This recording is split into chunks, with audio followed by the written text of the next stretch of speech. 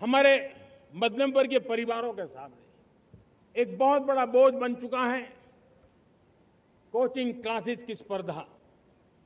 हर माँ बाप को लग रहा है कि कोचिंग क्लास में बच्चे को नहीं भेजा तो हम प्रतिष्ठित परिवार नहीं है।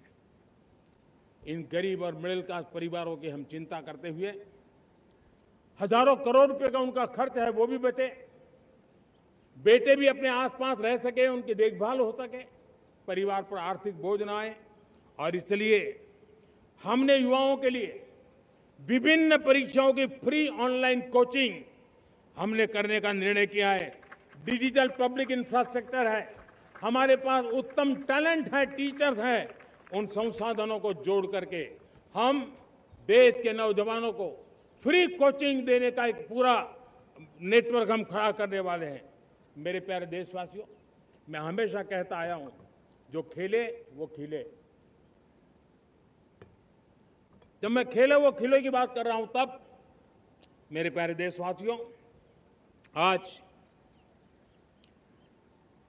भारत खेल की दुनिया में अपनी जगह बना रहा है। अब खेल के पोडियम में भारत का राष्ट्रगीत सुनाई देता है, भारत का राष्ट्रगान सुनाई देता है, भारत का तिरंगा झंडा लहराता दिखाई नजर आ रहा है। टॉप्स योजना ने बहुत बड़ी सफलता पाई है। खेलो India games, university games, winter games, beach games, sports infrastructure, sports के लिए कोचिंग, स्पोर्ट्स मेडिसिन, स्पोर्ट्स के लिए न्यूट्रिशन, इन सारे विषयों में भारत अब महारत करने की दिशा में आगे बढ़ रहा है।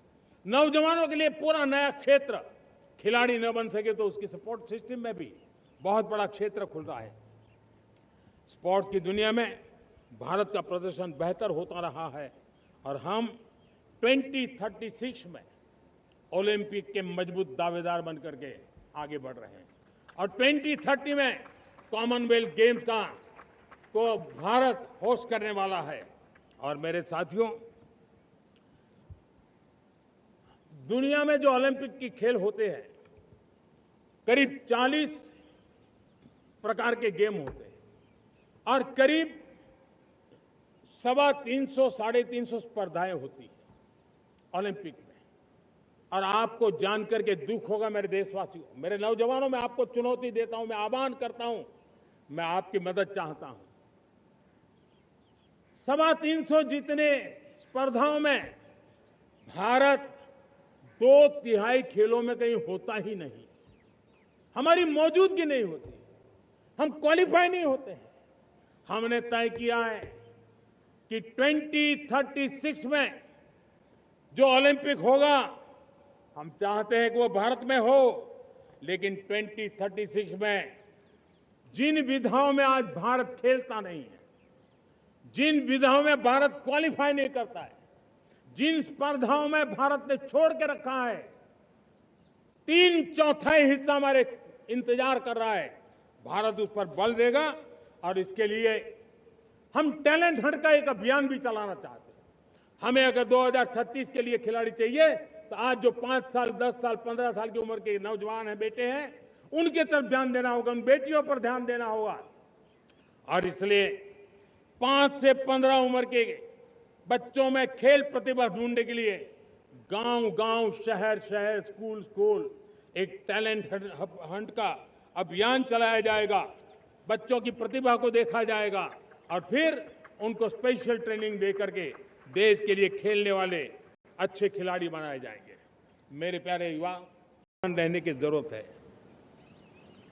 वर्षों तक देश की सत्ता में माओवादी सोच के लोग गलियारों में अपनी जगह बना करके बैठे थे। सरकारी कमेटियों में सलाहकार के रूप में भी ये माओवादी सोच ने नीतियों को प्रभावित किया था। मेरे प्यारे देशवासियों,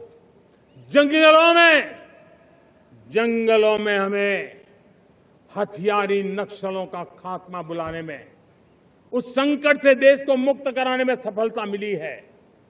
लेकिन हथियारी नक्सल तो गए, लेकिन दिमागी नक्सल, ये दिमागी नक्सल मौके की तलाश में हैं, हिंसा अराजकता के वो रास्ते खोज रहे हैं, समाज को गलत राह पर घसीटने के लिए भांति भांति के दांव कर रहे हैं।